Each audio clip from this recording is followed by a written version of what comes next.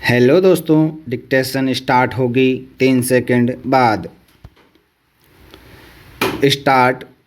बसपा प्रमुख मायावती की इस घोषणा से बहुत उत्साहित नहीं हुआ जा सकता कि इस बार वह आजमगढ़ मंडल की मऊ विधानसभा सीट से माफिया छवि वाले बाहुबली मुख्तार अंसारी को टिकट नहीं देंगी। स्टॉप। यह स्थानीय राजनीतिक समीकरणों में बदलाव के चलते मजबूरी में की गई घोषणा है। स्टॉप। यदि बसपा राजनीति के अपराधीकरण के खिलाफ होती तो मुख्तार अंसारी आज बसपा के विधायक नहीं होते। स्टॉप।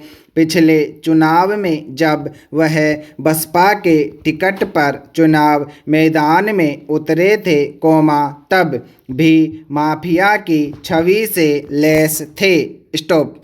इसके पहले वह सपा में थे और तब भी अच्छा खासा आपराधिक इतिहास रखते थे। स्टॉप। राजनीतिक दल किस तरह आपराधिक इतिहास वाले तत्वों को सहारा देने का काम करते हैं, इसका प्रमाण यह है कि बसपा ने जैसे ही मुख्तार अंसारी का टिकट काटने की घोषणा की, वैसे ही AIMIM ने यह ऐलान कर दिया कि वह जहां से चाहे, वहां से पार्टी का टिकट ले सकते हैं। स्टॉप।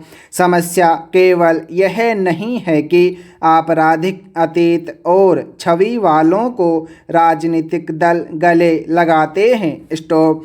समस्या यह भी है कि ऐसे तत्व खुद भी राजनीतिक दल का गठन कर चुनाव मैदान में उतरने में सफल रहते हैं। स्टॉप।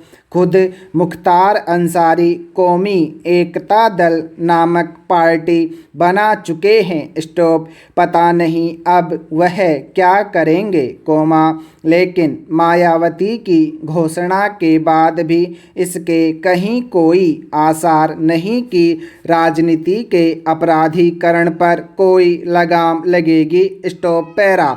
उत्तर प्रदेश, उत्तराखंड, पंजाब और मणिपुर के आगामी विधानसभा चुनावों में एक बड़ी संख्या में ऐसे उम्मीदवार नजर आ सकते हैं, जिन्हें दागी या आपराधिक प्रवृत्ति वाला कहा जा सकता है। स्टॉप। यह ठीक है कि सभी उम्मीदवारों को चुनाव मैदान में उतारते समय अपने खिलाफ चल रहे मामलों का विवरण देना पड़ता है, लेकिन जाति, मजहब, क्षेत्र से प्रभावित मतदाता मुश्किल से ही इसका संज्ञान लेते हैं। स्टॉप। परिणाम यह है कि लोकसभा से लेकर विधानसभाओं में दागी छवि वाले तमाम जनप्रतिनिधि नजर आते हैं। स्टॉप। उनकी संख्या में कोई कमी इसलिए नहीं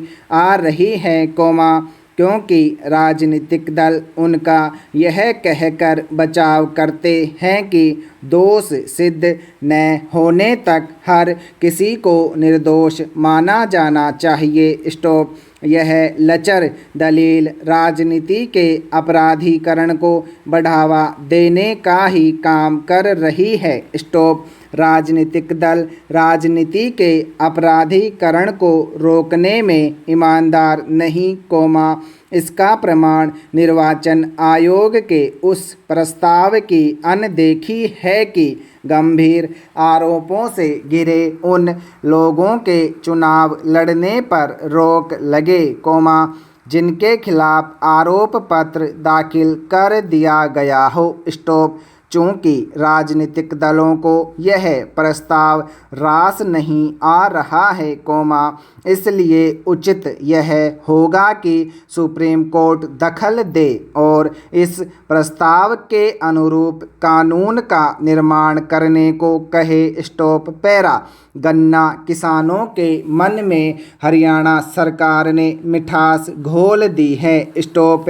कृषि सुधार कानूनों के विरोध में चल रहे आंदोलन के बीच केंद्र सरकार ने रबी की फसलों का न्यूनतम समर्थन मूल्य बढ़ाया तो हरियाणा सरकार ने गन्ने का दाम प्रति क्विंटल 12 रुपये बढ़ा दिया और अब उसके भाव पंजाब से फिर अधिक हो गए हैं। स्टॉप। इससे प्रदेश सरकार पर लगभग 100 करोड़ रुपए का अतिरिक्त व्यय भार पड़ेगा, लेकिन प्रदेश सरकार द्वारा दाम बढ़ाए जाने से गन्ना किसानों को राहत मिलेगी। स्टॉप।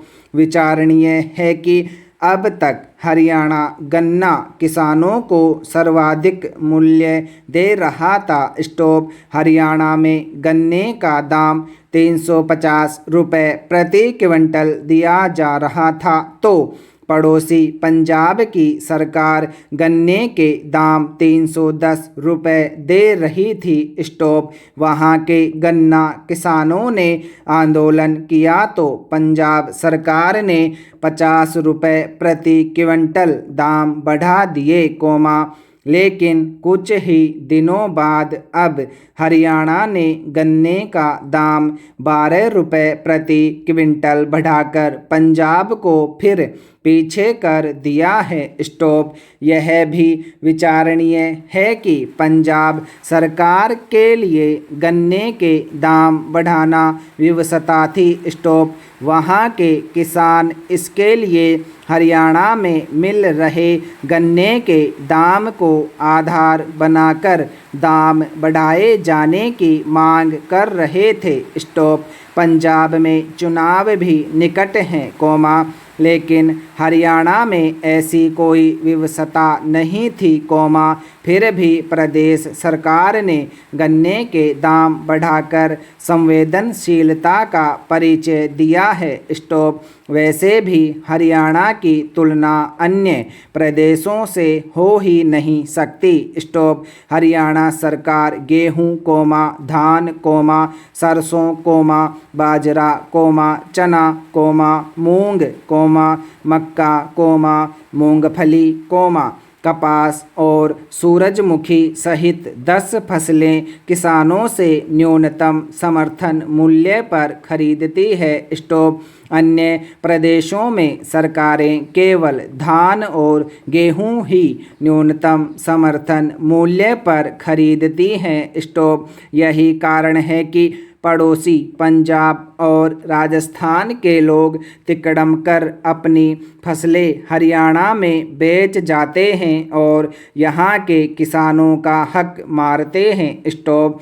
अन्य प्रदेशों की सरकारों को हरियाणा के किसानों के साथ होने वाले अन्याय को रोकना चाहिए और इन फसलों की खरीद भी न्यूनतम समर्थन मूल्य पर करनी चाहिए। स्टॉप।